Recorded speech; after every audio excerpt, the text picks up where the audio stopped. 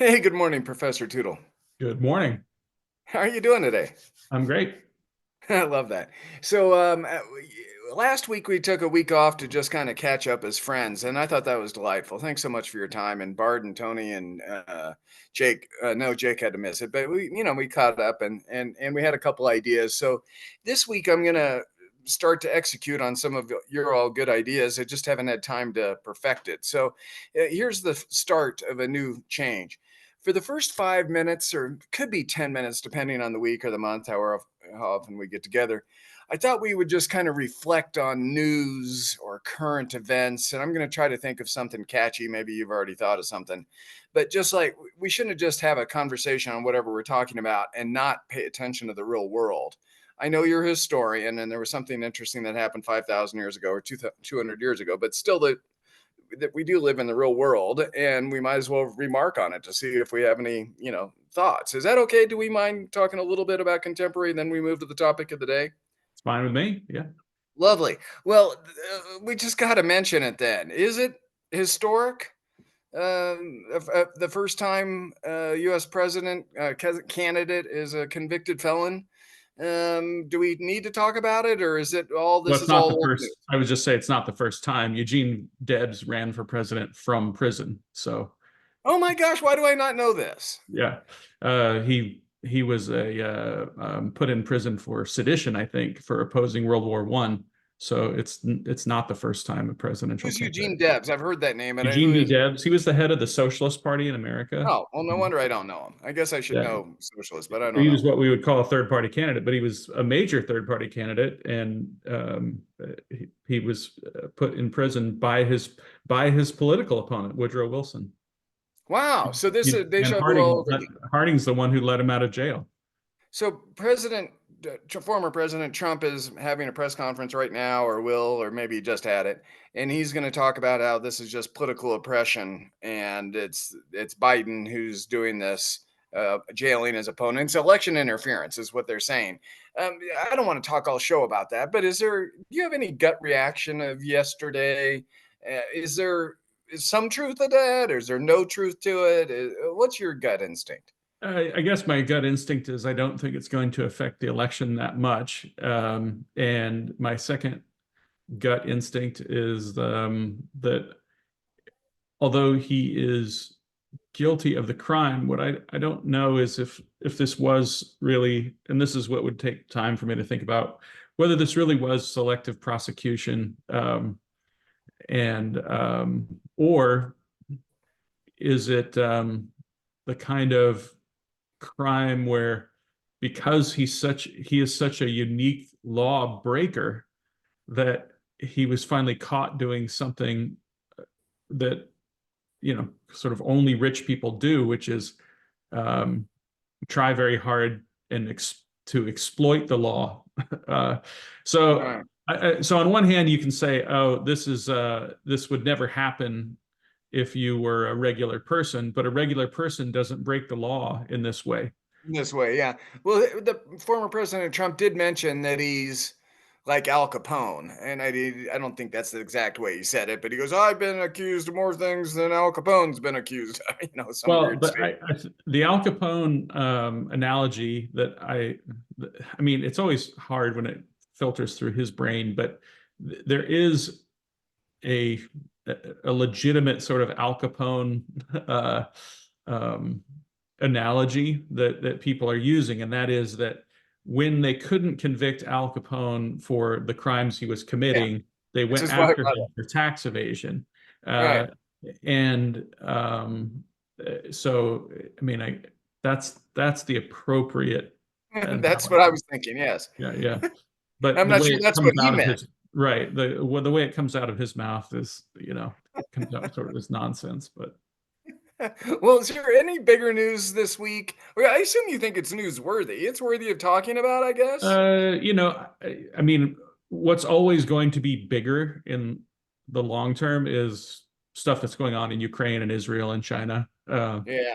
Foreign policy is always bigger, but Americans care a lot less about it. Right. Okay. I agree. Is there anything in China, Israel, or Ukraine this week that, or in the last week or two, that we should be paying more attention to that we haven't already talked about in the last weeks and months? Oh, just a couple of things that have filtered across about South Korea. Well, some missile launches from North Korea. Who knows what that means? Um, some saw a couple of articles about Japan and South Korea trying to bolster their trade and defense relationship. Always an important sign, but might also be indicating that the United States is not the most reliable ally. Still concerned about India. Uh, some frustration just making my way across the globe. Um, um, might have some new elections in Israel, might not, don't know yet. And combat operations are probably going to be winding down in the next month or so in Israel. And then Ukraine, a lot of frustration, I guess, among Ukrainians. It really hurt their. I mean, it probably delayed any victory by Ukraine by a year. All of the delays in sending Ukrainian aid, Well, you and squarely blame Republicans on that, don't you? Is yeah, there any other answer? no, Okay. I, you, yeah, it's Yeah, their in fault. that particular narrow instance, such as a purely Republican foul or error Well, I wouldn't or even say Republican. I would just say it's those six, um, grandstanding. Um, I don't know what you want to call them. right. That faction of Marjorie Taylor Greene and Oh yeah, but there wasn't a countervailing six or more that said no, there quiet down. were. I mean, it was if when you look at the final vote, it was Democrats and Republicans Yeah, who but it voted took for 6 months to get to the that final courage. bill. Yeah, but it also took that long to get the Democrats on board too. So when you're talking about just blame, like who is to blame, like the Democrats could have solved this problem a long time ago too, by deciding to side with the Republicans. But they wanted the crisis. Hmm, They always want the Republican caucus beholden to its most radical members. It's to kind look of bad. the same thing Yeah. Republicans do, where they say, okay, well, we're going to wrap Rashida Tlaib around your neck, and if there was some way of making Tlaib the dictator of the Democratic Party, I Republicans might do it, and Yeah. because Okay. and that's what Democrats did essentially with Marjorie Taylor Greene. Okay. Fair enough. I'll accept that. So both of these. Any other topics that are worthy of contemporary topics, or should we move to the agenda of the day? Yeah, I guess that's just what's come across my desk. Okay. So here's the topic. I don't even know if you saw it on the. I may be hitting you totally blind here, which is okay because you're good extemporaneously. We have talked about the history of the Republican Party before, and we've talked about the history of the Democratic Party before. But I'm not sure we've talked about the history of other parties before and no parties. What really drives America? And in politics, I guess we have a two-party system and have for a long time, much to the potential chagrin of the founders, or in retrospect, chagrin. And I've been partisan for most of my life, and I'm still kind of. If the Republicans weren't so nutty, I'd still be a partisan. I like the old style, traditional conservative values of the Republican Party, even though I've been a lifelong pro-choice member of the conservative libertarian wing of the party. So even though I disagreed with my party over a major thrust, I still affiliate with the Republicans, even though they drive me nuts right now and have for the last 8 years. Enough so that I'm not a Republican. Okay, cool. Um, we've talked about that in several of our conversations, but we really haven't talked about, I don't know, libertarians or Greens or maybe there's some other weird parties like Democratic Socialists in America. I don't know. I made that up. There may or may not be that. There is a unity party now. There's like 8 or 9 or 20 parties. But I guess what I'd like to get is your perspective on this big topic for the next 20 or so minutes is that I I know what I'm going to do in the election, and I don't even know if we need to bring that up in today's show and for president. But I'm not happy about it. And I'm pretty common, I think. I think three-fourths of Americans don't like Trump or Biden. So how are we in this situation, Professor, of why we have to have Biden and Trump? And I know there's probably a short-term answer of, well, because he's an incumbent and Trump's obnoxious and is steadfast. There's like a short-term answer, but what I'm really trying to look for you from you is insights or clues into American culture or psyche of why we have to have a us versus them, why we have to have it two extremes, why we can't have a normal party, why we can't have an average party, why we can't have a problem solving party. Why I don't know. I'm just looking for your insights in general, and you can take this for wherever you want because I really don't understand it. I don't know why we can't have something better in 2024 in America today. That's the big question. So the long-term answer is that is regulation. The reason we find ourselves in this situation is because the complexity of the modern world requires, or seems to require, or people think it requires, I guess I should say, a heavy dose of regulation. That every aspect of electoral politics needs to have. Oh, Siri is listening. Every aspect of electoral politics is now regulated and micromanaged. And because of that, every time you create a regulation, you create an incentive. And that incentive and that complexity means that it is costly and complicated in order to challenge any entity that already exists. So the big idea is that complexity and regulation effectively work as subsidies to protect existing areas of privilege. And that's true of slavery, and it's true of political parties.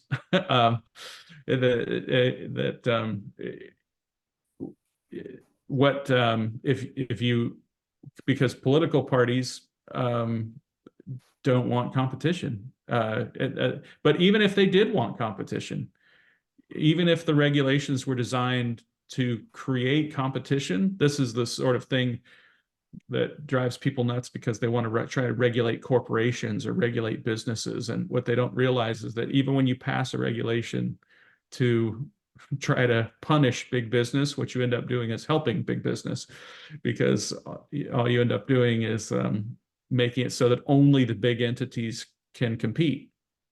Well, so remind us, keep your train of thought, but remind us, you've talked about this in detail, I think, but when Lincoln and the Republican Party established, it was because of something else. They had to react to it, a cultural disgust. But not the point, just the process, not the But subject. here's the other thing. The reason the Republican Party was able to begin and be started as a third party and become a successful third party is because political parties used to be able to regulate their own affairs. So that a bunch of people, if you wanted to create a political party, all you had to do is get together. And you could nominate who you wanted to be your nominee, and you could make up your own rules. And what you had to do to get on the ballot was pretty simple. And there was no trouble for getting ballot access, which is why in an age of horse and buggies, you could have a third party, entity rise from nothing to challenging for the White House in 2 years. Whereas in an age of supercomputers now, you have to have an incredible national complex, expensive campaign in order to get a candidate on the ballot in all 50 states. You have to be able to, I mean, just imagine hiring an army of lawyers in every state, what the cost of that would be. Start doing the math in your head. That you don't need to hire one lawyer, you need to hire 10 lawyers in every state, and you need to be able to get tens of thousands of signatures in every state. And you could, and then, and only then, are you allowed to participate, not with your own set of rules, but with the set of rules that the other two political parties have put into place.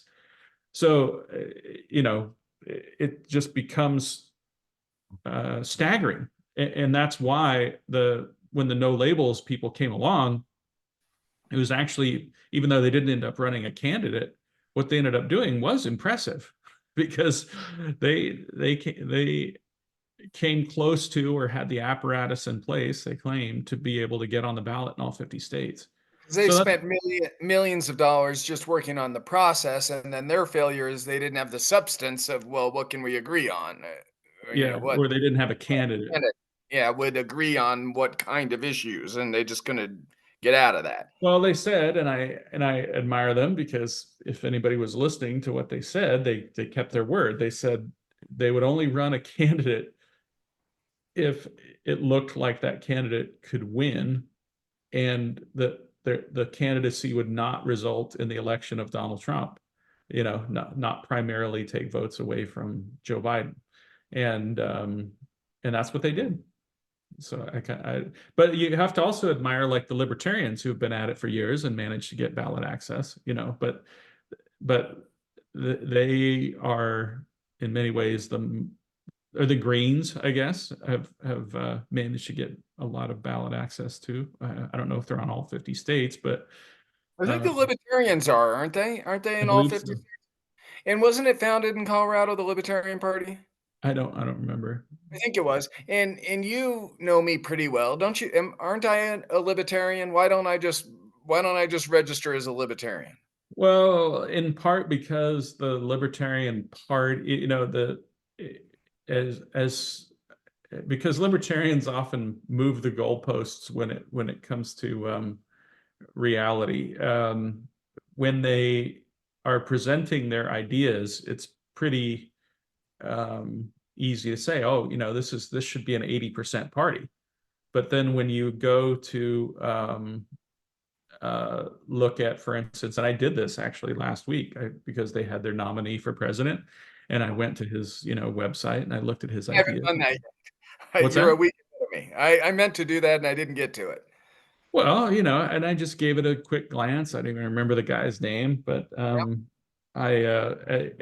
thought, okay, I'm on board with this, and well, maybe this, and then there's always some sort of um,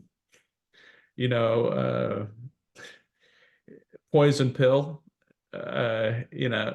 and this happens a lot with tiny parties, where the thing that got them politically activated, in often makes them a little bit wacky on one issue, and uh, you come down to it and you're like, yeah, I don't think I could vote for somebody who does X, Y, or Z. But Right. Well, we're on the same page. That's the reason I'm not a libertarian, because they end up going off the deep end and they're like 100% purist in an anarchist way, which is a weird, like, they don't want to win. They want to make sure you're so pure that they insist on never winning. Trump was right in that respect when he spoke to him, which is also crazy to invite an opponent to speak at your convention. But well, if Gary Johnson hadn't gone off the deep end and revealed himself to be a nut, I he voted for did. Gary Johnson. What are you're accusing me of voting for a nut? Yeah, he did a couple things, because remember, there was that interview he gave with some reporter where he, like, stuck his tongue out. Yeah, Um, I know, but that was a weird oddity. You and I have done weird things like that too. I mean, it's not yeah, as weird as what Trump does all the time. I true. mean, Yeah, well, there you go. Yeah, that's so, and your point is yeah, Yeah, yeah. and he also didn't know the name of some famous, like the Iranian president or something. It was kind of he stumped himself in some embarrassing thing. In other words, he was on his way to being of national significance. And I remember thinking at the time that if William Weld had been at the head of that ticket, but that's kind of the point is they would never nominate somebody like William Weld, but they should Yeah, have. yeah. Um, We're on the same page. And also, speaking of other crazy people that I voted for, and that's not the show. Sorry to be bringing up my own personal virtues or vices. Ross Perot, I voted for him too, and he ended up being crazy. yeah, he was nuts too.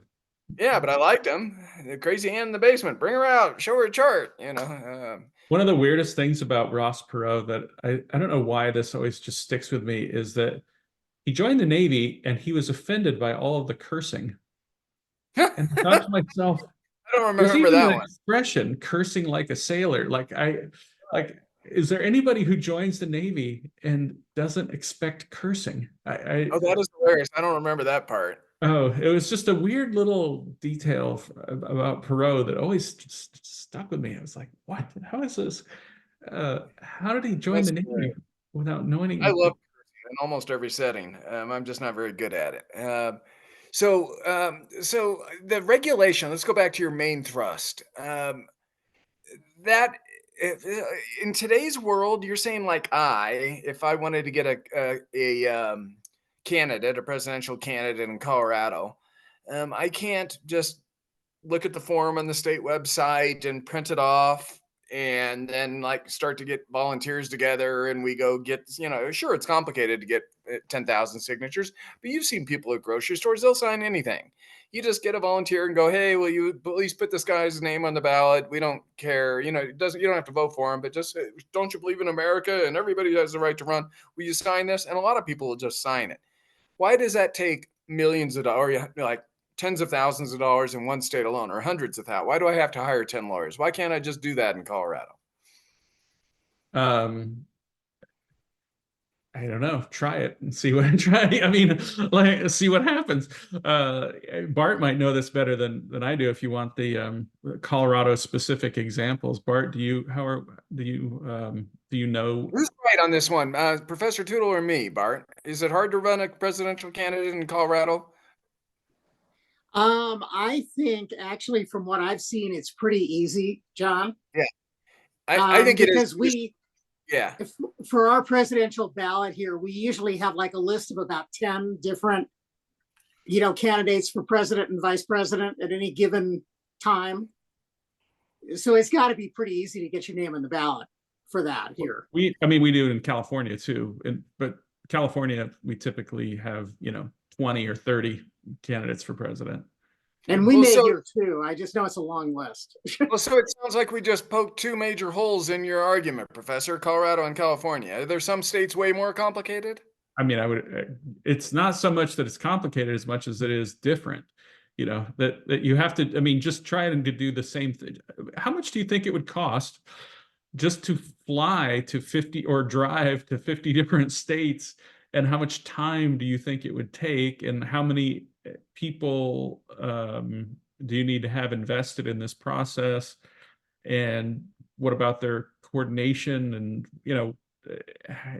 how much, you'd have to take time off of work. Most normal people have jobs. Right. It's just, I mean, why doesn't John, think about it this way. Why don't you, John Brackney, run for president? Well, I know. What's keeping you from getting on the Colorado ballot? And then Right. think about what it takes to get you on the Colorado ballot, and then duplicate that 50 times in a 2-year period, and make sure that you don't break any campaign finance laws. I mean, now on that one, I think you've got a major point because you actually can go to jail over this stuff if you lie on the form, right? Yeah, right. And you're going to need 50 accountants at least. If you don't send in, if you don't account for the $5 or the $50 or 5,000. You can And actually also, get penalties. almost all election laws, I mean, Jake can probably look this up. Jake, how many counties are there in the United States? Because elections actually take place at the county level, so you have to report almost all your finances. 3,105, by the way. That's my best guess. Well, how many do you think there are? Oh, look how close I was. 31 and 43. So you have to essentially be able to keep track of your finances in 3,143 different counties. I Well, mean, no, you wouldn't have to file. Who cares what county they're from? You'd have to file 50 different. it depends on the state. Like I know that when I was on the central committee, we kept our own finances. We handled all of our elections. We were the ones who communicated with the county elections office, and it was, it wasn't like a full-time job. But imagine that just handling that paperwork took 3 of us, a few hours a month. You're talking for the Republican Party of your county. Yeah, right. Yeah. I mean, so you're like, well, this is something that probably takes 3 people, 20 hours. No, I won't say 20. 3 people, 10 hours a month each. So, multiply that times 3,143 counties. That's a lot of man hours. And even if you're paying minimum wage or if they're volunteers, it's an expensive process. So, Professor, and you don't need to say who you're voting for. I assume you know. I don't but know right now, by the way. You really don't know? Okay. Because I know who I'm voting for, but I don't know if it adds to the show or conversation any. But there's got to be a ton of us. I mean, like 100 million of us that are really. Most people know who they're. You may be an exception, but most people have a strong inclination. They know what they're going to do. Tell us why historically President Biden needed to do this again. Is it just his ego, or no, he's the best ambassador of the Democratic Party out of all the Democrats in the country? He's the guy, or because of the power of incumbency? Can you give some instinct why he is still there, still running at age 77? Well, because he wanted to. I mean, the real answer is because he wanted to. Is he the best? No. Is he the best Democrat in the United States? No. But what's the instinct? What's the power of the institution that we've talked a lot about that keeps, just because he wants to? So what? How come he's still there? However, how old is he, by the way? Because as long as he wants to run again, there are enough people within the Democratic Party who supported him that they, supported his bid to win the Democratic nomination. But they, what is it in human nature though that makes us go? I mean, you and I do this conversation with support of Bard and Jake and Tony, but I mean, of course, if one of us says we're not doing it anymore, we're not doing it anymore. Is it that simple that it's just the power of a person who says, I'm going to do it, and then no one else wants to challenge him? They're going, well, Professor Toodles says, I'm doing this, and you either like it or don't. I mean, why does the political party say, well, thank you, Mr. President, but we're choosing somebody else? And he goes, but I want to. And he goes, yeah, no, thank you. What is it in human nature? Do we have to have the king or the CEO, the military general that just my way or the highway? I don't get it. You have to think about the incentives for the challengers, I suppose, which is, instead of thinking about why does Joe Biden want to stay on for another 4 years, think about why nobody in the Democratic Party seriously challenged him. And for the most part, it's because ambitious politicians will think that they can wait this person out. Oh, okay. I mean, everybody else is like, this person's doddering and old, but they're going to be gone in 4 years. And what I need to do is, if I really want to, be a politician, I need to just survive this next election cycle. And so their sort of time horizon is typically, can I wait you out? And say just enough to keep getting reelected so that I don't lose my base of support, and make it through to the next election cycle. And what you really want is and this is all just cynicism, but you want to be able to say to supporters of President Biden, like, look, I supported him. I did everything he wanted to do, and I was a good foot soldier for him. But you want to be able to say 4 years from now, I would do things a little bit differently, and I'm the new choice, and we differ on, this, that, and the other, enough to where you're your own person. But that's the kind of calculus that a politician makes. Is this the same cultural, sociological, human nature trait throughout history? Do we, Sure. Charlemagne and Caesar, and I mean, it's just. I mean, I think the most dramatic version of this was in World War II, when the opponents of Nazis. I mean, you remember Hitler? I was saying to my students, remember Hitler was a racist. And if you were an opponent of the Nazi regime, but you were of pure Aryan blood, a lot of those guys just retired at home. They just went home. And then as soon as Hitler was out of power, they all just sort of goes, oh, okay, it's time to go be the mayor of Berlin again, or whatever, like they just essentially, you go home and you retire, and then come out when Hitler's gone. And again, Joe Biden's not Hitler, but you say, all right, well, it's all I need to do. I mean, as you get older, 4 years doesn't seem like that long. And you say, well, 4 years from now, that's, all right, I'll just bide my time and come back. So you're saying once President Biden, once he was the Democratic candidate, and then he won, it's up for him, except for term limit and in the Constitution, it's his to keep for as long as he wants it, and that's the way it is. Same with President Trump. It's his. I mean, somebody could have challenged him, but I wonder, you wonder why I'm trying to think of somebody who's like Pete Buttigieg, who clearly wants to become president,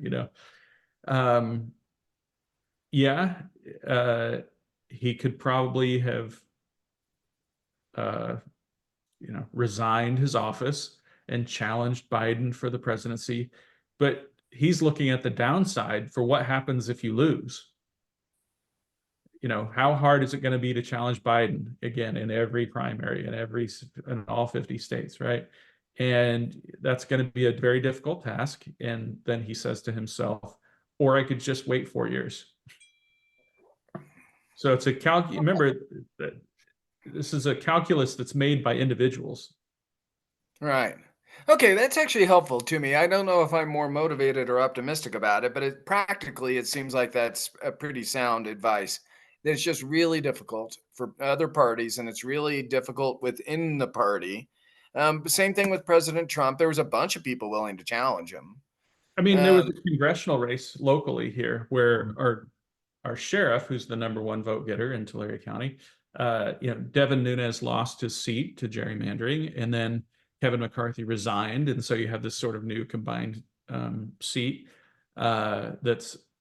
was gerrymandered essentially to be an overwhelming Republican seat, right? And Vince Fong, who was a popular state assemblyman supported by the Bakersfield crew, and a sheriff who was pretty politically ambitious, feels like, oh, this is my time. And then, of course, he runs into the political reality of that the vast majority of these votes are coming from Bakersfield, not from Tulare County. And but there was no Democrat who could challenge the top two, right? And again, we have a top two primary system in California, but Vince Fong is, now going to be the congressman. Why did Boudreaux feel like this was when he could challenge? Well, it was like there's no downside.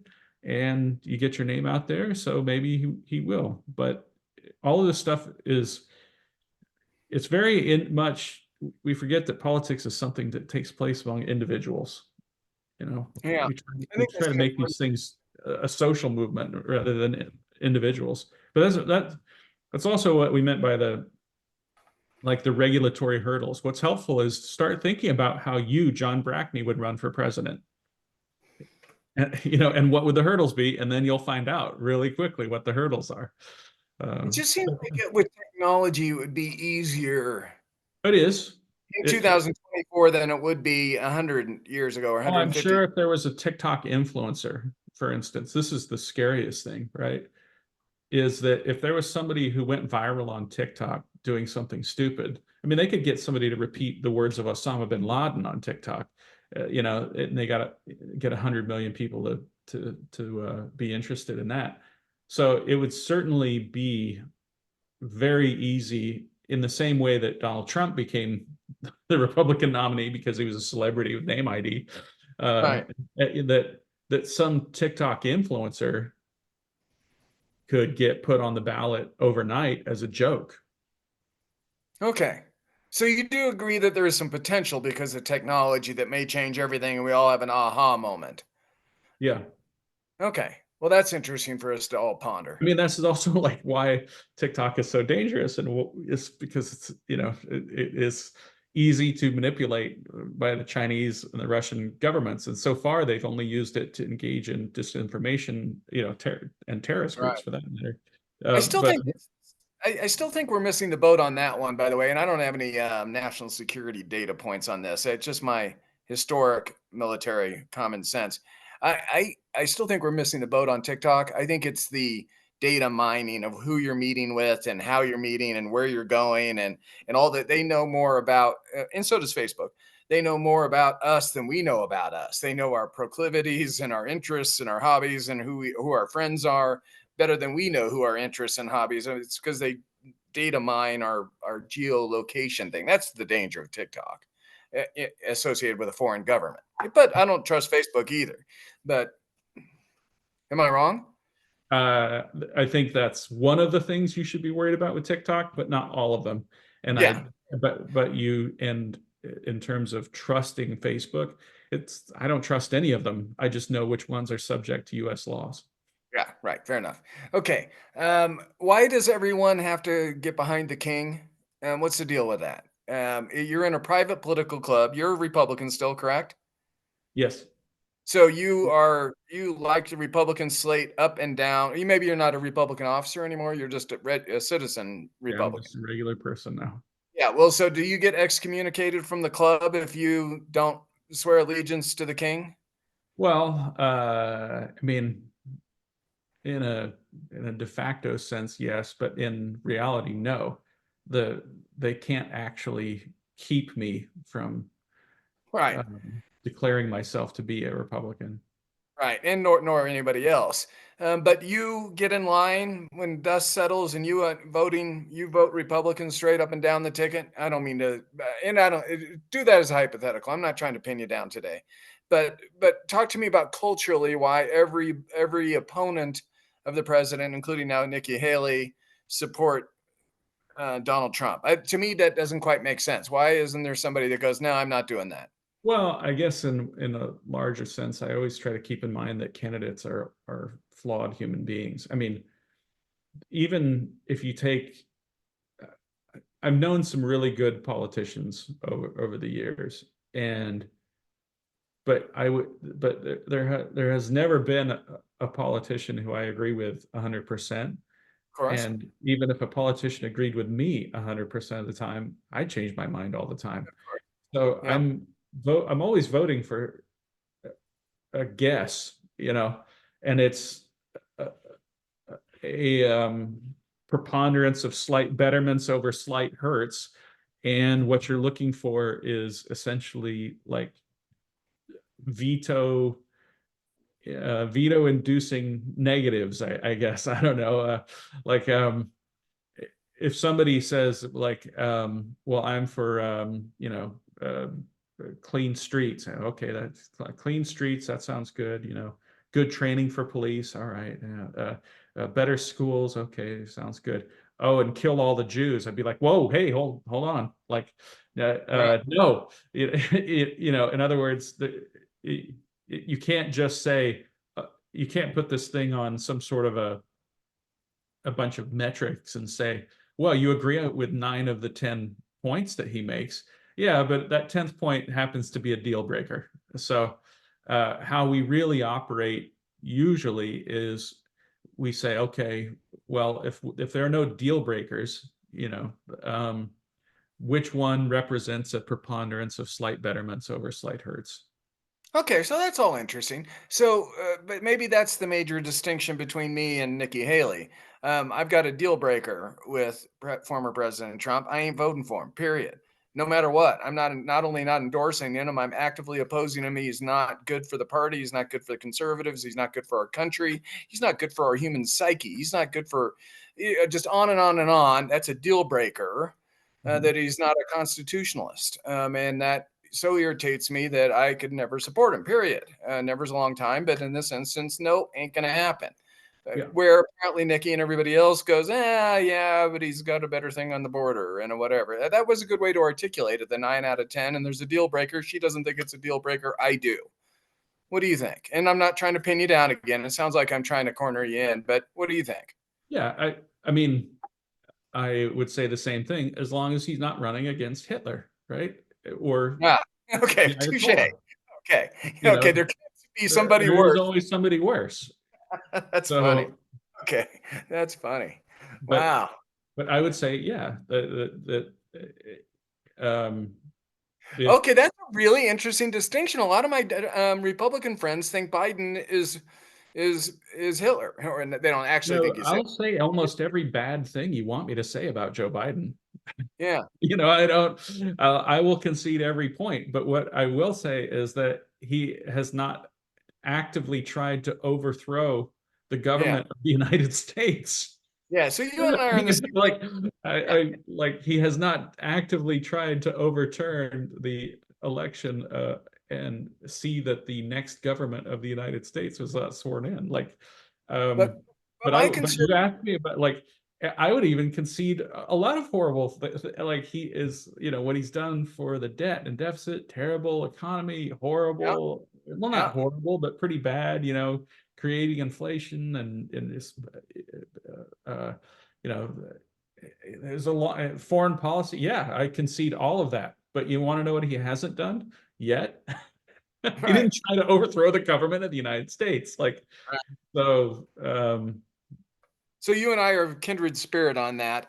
My conservative friends go, yeah, but Biden is ruining the country by allowing an invasion of mostly Central and South Americans and Mexicans and then various terrorists from around the country. But I would also say to remind people that that people assume that it's a binary choice. It's not. And I'm willing to answer these sort of hypotheticals for fun, but the real answer is that there is no one with a gun to my head. And gun, because you have to make the hypothetical gun to your head, binary choice. Who do you pick? And like, fine, I'll play that game. But by the way, that's not how real life works. I can still write in Ben Sass.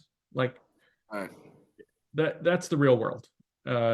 I can still look at my ballot and say, whatever your laws are for write-ins or how you feel, I sort of, voted for a qualified write-in once, I don't even Evan McMullen, like In fact, I think I voted for it. So this was my calculus at the time, like which Republican is a qualified write-in for president of the United States who I most thought would be a good president, You're one of millions of people that are going to be I don't think they tell pollsters this. I think they when a push gets to shove, again, that's because of how pollsters ask questions. Yeah. Pollsters ask questions in terms of a binary choice, a sliding scale. They put human beings on a grid, right? It's not how human beings live. It's not how they operate. It's just a way of translating the complications of the human experience into a headline or a data point. Okay. So, Professor, you've answered most of what I was looking for today in a satisfactory way for Bart me had to. his hand up a long time ago, though. Yes. Who, Bart? Yeah, Oh, but Bart, then I'm going to go to you anyway. You're going to have a couple minutes of your own time, but go ahead, Bart. Yeah, no, I took my hand down because you guys kind of went off on a different tangent.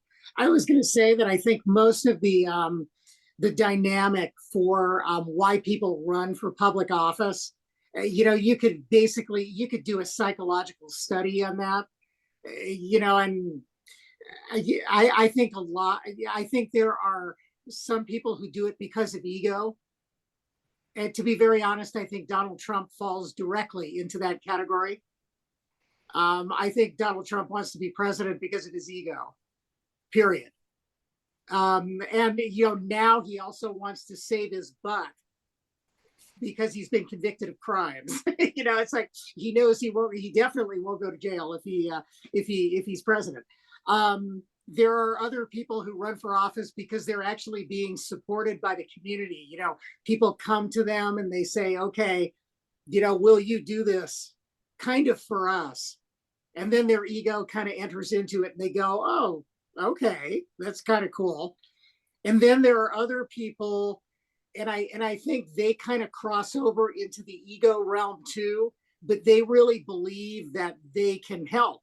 They can kind of fix things. And some of those people win and some of them lose. The reason I just said win and lose is that a lot of it in the United States has to do with the fact that people who run for office like to win. They're competitors. If you're not a real good competitor, you're probably not going to get elected to office. That's just the way this works. And, I think those are the factors that come into play. Some of the people who think, oh gosh, they're kind of idealists in their own way. They run for office and some of them actually win because they just, I don't know, they have very strong personalities and they convince people that they really are going to fix things. And some of them actually really help with, with government and stuff. So I'm kind of rambling, but I think those are kind of the general factors. And like, you guys were talking about Nikki Haley and her endorsement of Donald Trump and all that stuff. And, John not endorsing, not only not endorsing, but refusing to vote for him and everything. I think Nikki Haley is a perfect example of this when you look at it. I think she is somebody who, number one, she's a really strong competitor. She realizes that right at the moment, the way the political landscape is, she can't become president in 2024. She's not going to win. She wants to run as a Republican, and that door is closed at the moment. I think she took a political risk last week when she said, okay, I'm voting for Donald Trump. She didn't actually say she's endorsing him, but she's getting close. I think she's doing that because she wants to win in 2028. And it's very transparent that she's doing that. And yeah, I get it, and I think it's okay, that she's doing that. Yeah, I think that she assumes that the vast majority of the Republican Party will just come back, and that that the apparatus of the Republican Party will still exist 4 years from now, and that Trump and his minions will be gone, and that essentially the nomination will be hers. And so I'm putting my marker down. Thanks for that ad, Bart. I'm putting my marker down that anybody that publicly associates themselves with former President Trump is persona non grata in conservative, authentic conservative, former Republican, traditional Republican forever. They ruined their career by doing that. And I know this is not a good time to be a conservative in the Republican Party. The whole 2020s is a lousy time. It's a really difficult. The same thing Democrats are experiencing with Israel Gaza thing. They're going to split apart just like Republicans. I don't But think so. winning. I Well, disagree. go ahead. I just overheard some polling on Israel and Gaza, and the I should say, if they split over Israel and Gaza, that will be the biggest self-destruction of a political party. They don't have to. You There's don't think they're doing it? I think they're there's only a split. tiny minority of Democrats who find the issues of Israel and Gaza controversial. But it just happens to be in the leadership. They happen to be concentrated in two places. It's people with advanced degrees in New York and DC who are also political activists. So it is vastly overrepresented in in terms of who Joe Biden is hearing from. But in terms of actual Democrats, forget it. Like, That's not my experience, by the way, in Colorado, and maybe I'm around a bunch of highly educated Democrats, but my experience says there's a lot of people that are really pushing Biden the way, not as much as the campus protesters, but I think they're going to split I'm over just trying to this. think of something that would be like the equivalent in the Republican Party, where a position that only the super educated political activist class, it would be like something like trade policy and among Republicans. Like, it would be like the Republican Party destroying itself over trade with Taiwan or something. Well, what about abortion? You don't think the Republican Party is split on abortion? No, I mean, not really, not in reality, because now what you're dealing with at the state level is a lot of people who realize that giving themselves the label of pro-life or pro-choice doesn't actually help them legislate. Because now the states have to actually decide what their position on abortion is, and I'm not sure what you call most of those positions. They would say, the same person would say, "Oh, this is a pro-life position," or "This approach," or I don't know. Yeah. So, Yeah. I mean, in that sense, I don't think so. Okay, helpful. All right, did I ask if on this topic, is there something else you wish I would have asked you, like some overriding theme that you would ask us to all consider as citizens regarding the parties and lack thereof? And did we kind of mind most of it, or is there something you'd like to say? I guess regarding third parties or political involvement, I guess just to add on something Bart said, the path to becoming politically involved is that in many cases people become professional politicians because they begin it when they're young. You get involved as an intern, then you become a staffer, then you know how things work, and you can build up those networks so that when it's time for a job on let's say a non-competitive board, you'll take that. And then you'll move from that to an elected board, but in a non-competitive district. And then you'll go from that to city council. And, there's a kind of pathway that you can put people on if they are really interested in having a political future. It's very difficult for somebody who, like me or you, or I mean, I guess anybody any of us, even Jake's in this category now, where we're sort of mid-career type people. I mean, Jake maybe his early career, but mid to late career type people. You're not going to quit your well-paying job in order to go and do this when you still have a family.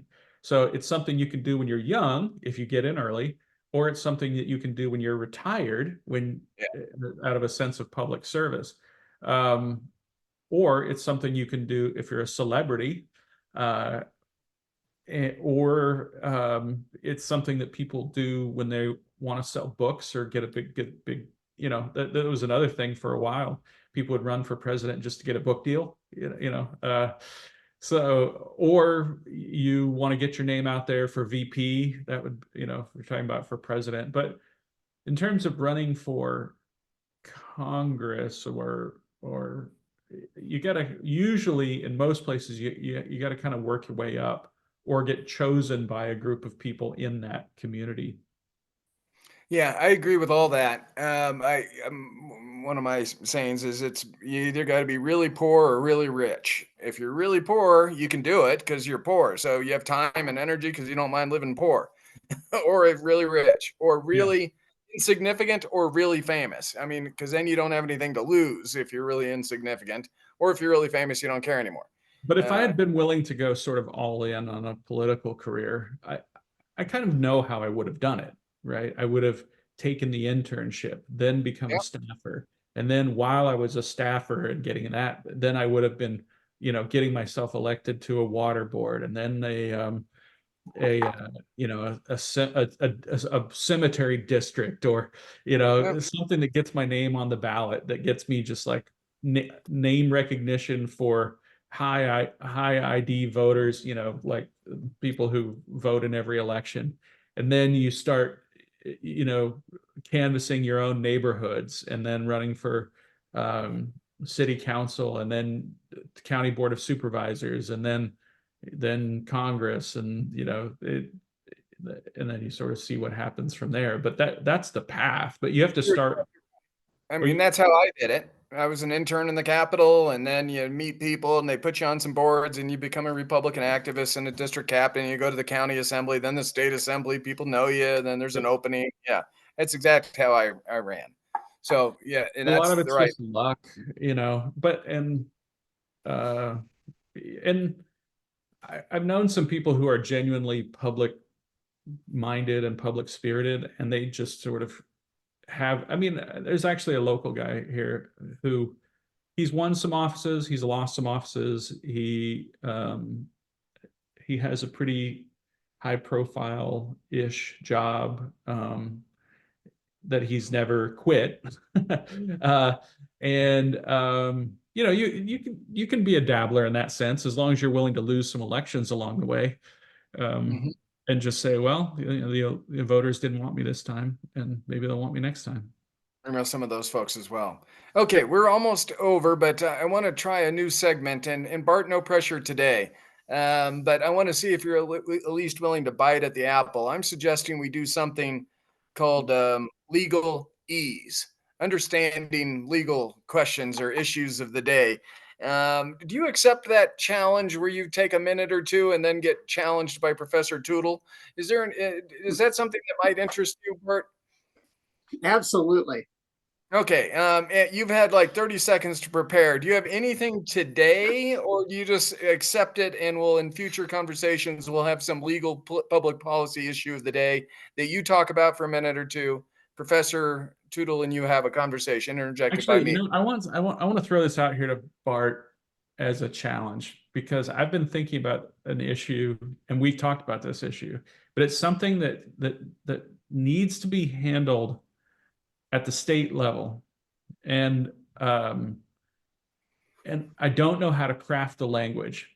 So I would say, if I were to write a state law, what would it actually, I would like to actually come up with model language that we could pass in all 50 states that would essentially get to this point where you can't not hire somebody for a job because they believe in what's in the Constitution and the Declaration of Independence.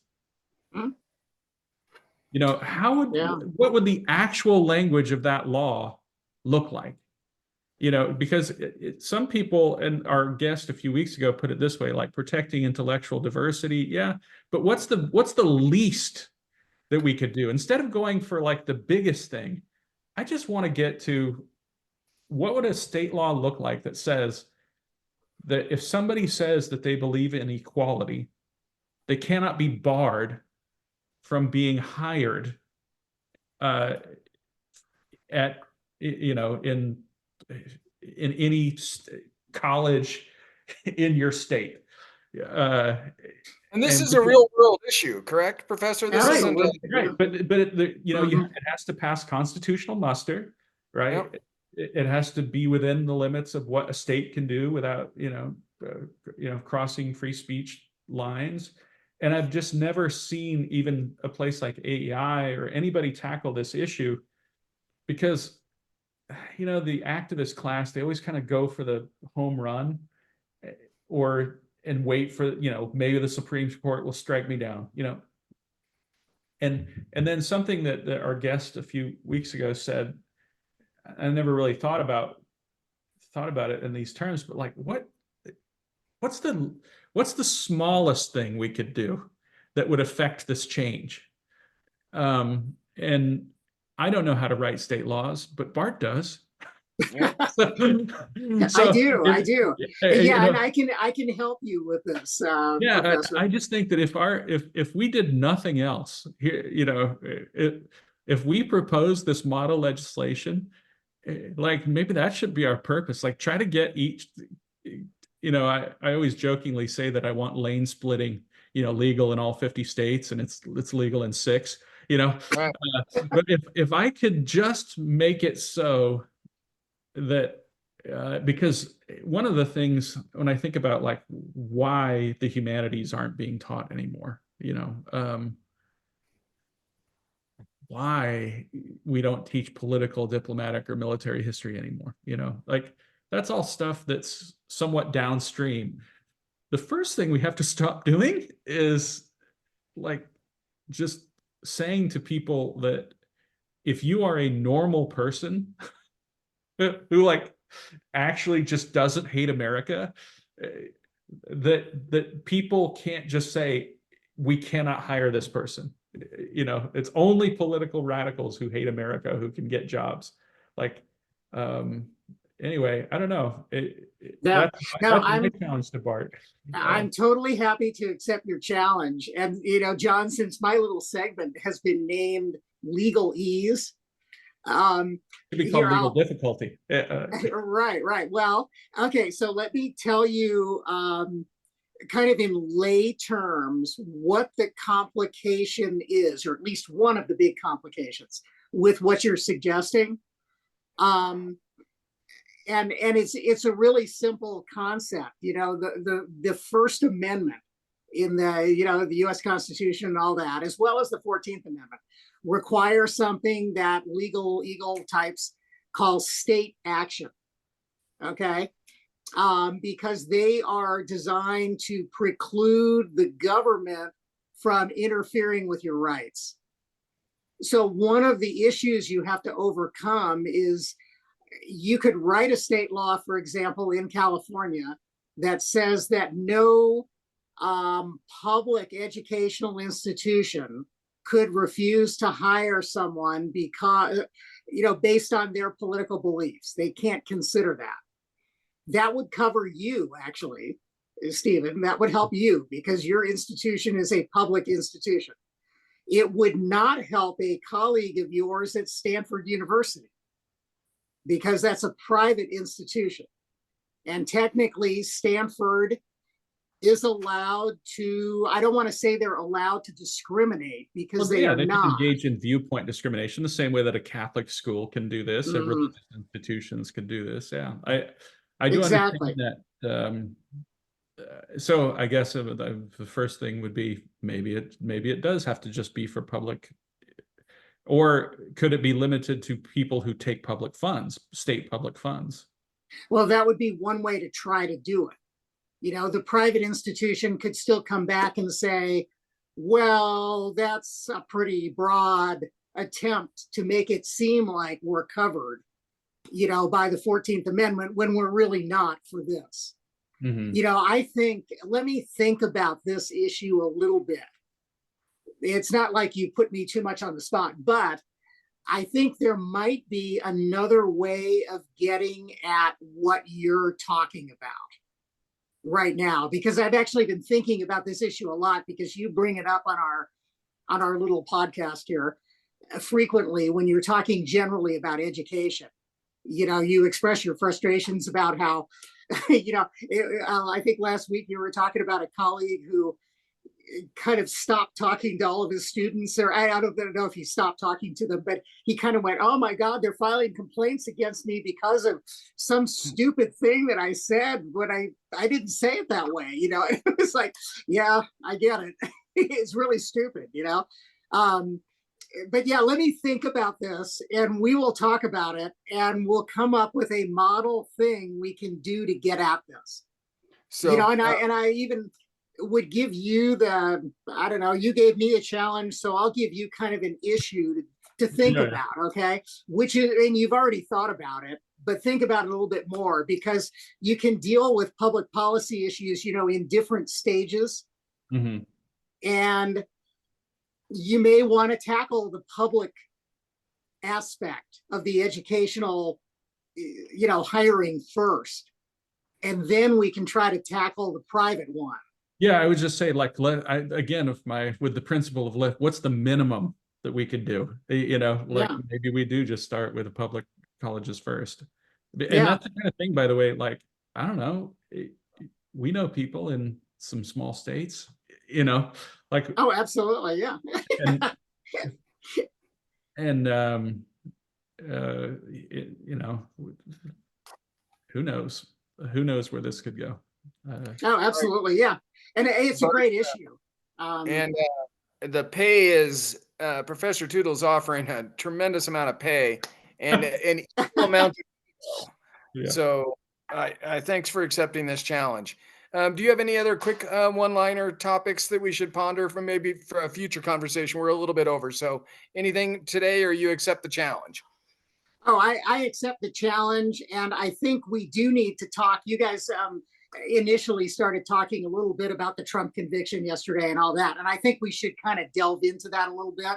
And we may want to actually give that a few weeks to see what effect that all starts having on the dynamics of the election, because I think that's going to be fascinating.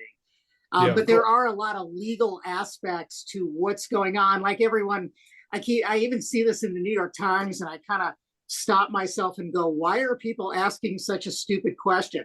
Everybody's asking, can Donald Trump vote for himself? And it's like, okay, legalese here. Yeah, at the moment he can, because he's been convicted in a trial court, but that conviction is not final until it goes through all the appeals. That's going to take literally years. So yes, Donald Trump will be able to vote for himself. Apparently, he currently resides in the state of Florida. I think there are probably people who question whether he actually lives in Florida, but whatever, he's there. He's in Mar-a-Lago. So yes, Donald Trump can vote for himself. Let's just and put there that is an one to answer. bed. I've already heard the answer to this too. It's he legally resides in Florida. Florida defers to the state where the conviction takes place, and so New York allows people with this type of felony to vote. So the answer is he can vote for himself. Yes, yeah, he can Even if he's absolutely convicted. vote for himself. And people keep talking about, oh, is Donald Trump going to jail? And my initial reaction as just a lawyer who kind of watches law stuff is that probably not. He's probably not going to jail. However, it's interesting. The judge in this case has set sentencing for July 11th. Donald Trump has not been behaving as a model defendant. Right. He's expressed no remorse. He's pissed off the judge. He's let his lawyer, piss off the judge. I don't know what the judge is going to do with this. Yeah. I don't know. They have broad powers in sentencing, and he might be, for all of those reasons, because he's shown so much contempt, he might say like, I don't think that the punishment for you is money, because you're fundraising off of this. So the punishment for you is going to be, I'm going to put you in jail for 5 days, Mm-hmm. Conceivable. I don't think it's likely, but it's conceivable. It is. It is conceivable, he's also yes. a first time nonviolent offender. Mm-hmm. Yeah, and typically that jail time is not involved. And this is also an extremely white collar crime. Right. So typically you get a fine for that too. Yeah. Okay, we are way over time, gentlemen. Thank you for that. Jake, is there any lines you'd like to add for today, or you want to skip for a future week? No, I'm good to wait. Today's my last day of school. Graduation was last night. I'm looking forward to the best part of teaching, which is summer vacation. Oh, Yeah, I love that. But we know that you value what you do. We value what you do. Thanks for being a public school teacher, Jake, and joining us today. Show note. I don't know if you're available on June 14th, Professor.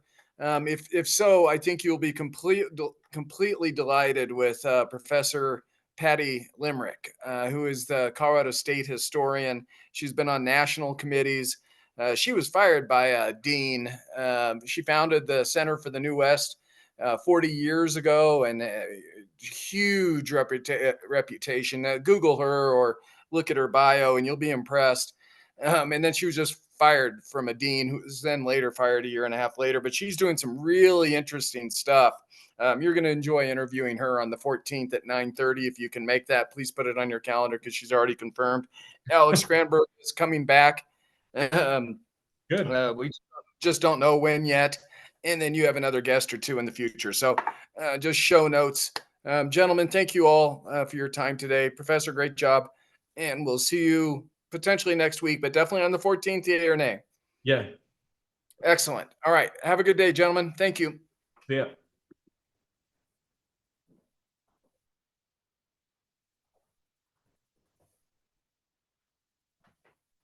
Okay, my answer.